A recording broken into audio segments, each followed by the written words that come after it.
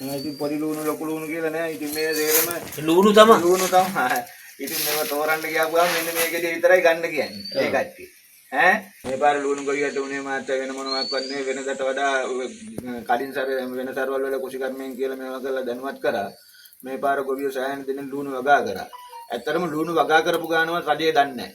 මිනිස්සු ඇත්තටම ලුණු වගා කරපු ප්‍රමාණයක්වත් දන්නේ නැතුව ඇති. ඒකත් අදාමතරව මාත්‍යා බද්ද ගන්න ඕනේ මේ ලුණු හදලා මාසයක්වත් ගියාට පස්සේ. එහෙම නැතුව මේ ලුණු පුළුවන් තරම් ලංකාවට ගෙන්නලා හරිද? අන්තිම මොහොතේ බද්ද ගාපුවම මාත්‍යා කොහොමත් මාකට් එකේ වෙනද පොලේ මේ ලුණු තියෙනවනේ. මේවා මේ කුසිකර්ම බලධාරීන් හිතාමතාම කරන දේවල්. මැතියමතුළු හිටියට වැඩක් නැහැ. මේ මිනිස්සුන්ට කොමිස් එක එනවා නම් මේ දේ ගොවියට බල්ලට ගියත් වැඩක් නැහැ. මේ පාර ලුණු ගොවියෝ එකම එක්කෙනාටවත් මාත්‍යා අඩුම වශයෙන් වියදමුව සේව් වුණාද කියන එක මම දන්නේ නැහැ. මටත් ඒ වගේ. මම ලුණු වැට කිලෝ 2මාරක් හදලා කියන්නේ දුගයි 7-5ක් ලාභ නැහැ. මාස 3මාරක් අලි රැකලා දුක් විඳලා. දැන් මේවා මේ තියාගෙන ඉන්න තාටියක් දවස් බල්ලි කරලා මේවත් මේ කුණු කොටට විසි කරලා දාලා නිකන් ඉන්න. වෙන මොනවා කරන්නද ඊළඟට? ඉතින් කිලෝ කීයක් විසි කරාද? කිලෝ 600ක් විතර විසි කරන්න ඇති. හැමදාම මේක තෝරලා අර තියෙන්නේ ඒවද?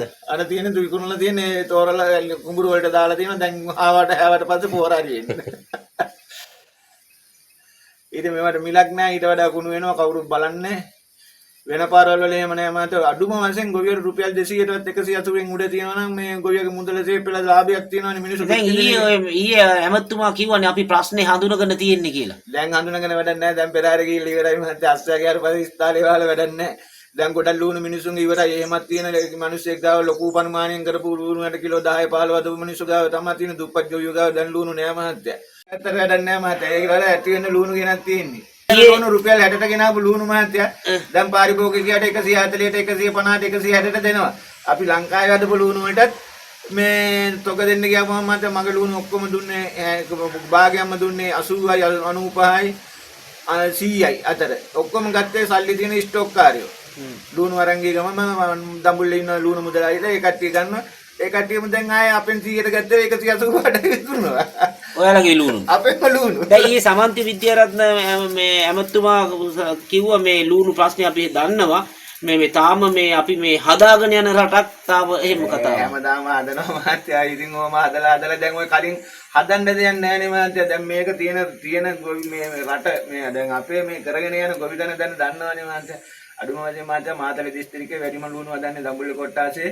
ඔය වවුනියාව මේ පැතිවල පොඩි ප්‍රමාණයක් හදන්නේ. ඒ පැතිවල ලුණු හදනවනේ. ලංකාවේ ලුණු ටික හදනකොට මාත්‍යා අඩුම වශයෙන් ලුණු හදලා මාසයක් යනකොටවත් මාත්‍යා බද්ද ගහනවා නම් ඕක රජයටත් ආදායමක් එනවා. ඊට අමතරව මාත්‍යා එතකොට ඒ ගෙනත් තියෙන ස්ටොක් එක මාස දෙකක් ඇතුළත වෙන හඳුනා ගන්න දෙයක් නැහැ. වෙන හඳුනා ගන්න දෙයක් නැහැ. ඕක වෙනත් තරවල කරනවා දෙයියනේ. මේ පාර විතරක් මේ හඳුනා ගන්න දෙයක් නෙවෙයි. ඕක අමුතුවෙන් කියන්නේ දෙයක්ුත් නෙවෙයි. ඊට පස්සේ වටරවුම මැන දඟලන්න දෙයක් නැහැ මේ වගේ හොඳ ලුණු ගෙඩියල. ඈ මේක ලොකු මේ කාර්යයක් නැහැ. අලගොවියටත් වෙලා තියෙන්නේ ඒකයි. අපි අල හදලත් ඔය වගේම තමයි අල එපාම වෙලා ඉදනුත් විකුණලා මන්දාරන් නුවර ඔය ඇවිල්ලා ඉන්නේ. එහෙනම් ලුණු හැදුවා. ඒකේ ලුණු හදනවා. දැන් මේක එපා වෙලා කොහෙද යන්නේ? දැන් ඉතින් මේක එපා වෙලා මේවා විකුණලා යන්නේ. දැන් හරි ඉතුරු බෑග් ටිකත් හොදලා දෙන්නේ මේ ඊළඟ කන්නේත් ඔය ලුණු ටික කඩාගත්තොත් ආයි දාගත්ත හැකි. වියදම කීයද මාත්‍යා පෝර මිටියක් කීයද? මේකයි ගොවිතැනට පෝර අඩු කරන්නේ නැතුව තෙල් අඩු කරන්නේ නැතුව මාත්‍යා ගොවියට බොරුවට නැගිටවනවා කිව්වට වැඩක් නැහැ. ආදද වියදම අඩු කරන්න ඕනේ. නිෂ්පාදන වියදම අඩු කරන්නේ නැතුව.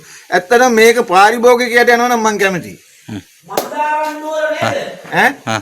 පාරිභෝගිකයට යනවා නම් මේක කැමතියි. පාරිභෝගිකයට නැහැ. අතරමැදි ඉන්න කොමිස් මුදලායිලා තමයි සල්ලි දෙන මිනිස්සු තමයි මේක හම්බ කරගන්නේ මාත්‍යා. ඇත්තම කතන්දරේ. අඩුම වශයෙන් පාරිභෝගිකයට මේ ලාභය යනවනම් මාත්‍යා මම වට්ටක් ඇදුවා. රුපියල් 20ට දුන්නේ. වට්ට කැල්ල කුස්සන් එන්න මෙතෙන් එනකොට මිනිස්සුෙකුට මාත්‍යා රුපියල් 400ක් දෙන්න. ඒක වැඩක් තියෙනවද කියන්නේ? එතකොට කියනවා මේ කුසිකර්ම මැතිතුමා කියන බිකිනි නැති බෝග හදන්න එපා කියලා. අන්න ඒකයි තත්ත්වය. දැන් ලුණු කොච්චරක් හදුවද? මම හදුවා අක්කර එකමාරක. අක්කර එකමාරක ලුණු හදුවා. ලුණු තිබ්බට වැඩක් නැහැ මාත්‍යා මිල නැති නිසා. වියදමත් එක්ක බලපුවාම මේ වියදම විතරයි සේව් වෙලා. මාස 3මාරක් අලිරක්කට අඩුමද රුපියල් 50 ගානේ මට මාස 3මාරට තිබ්බනම් දීතට දුක නැහැ. ඇත්තම කතන්දරේ සිකියුරිටි ජොබ් එකක් කරා නම් ඊට වඩා හොඳයි. නේද?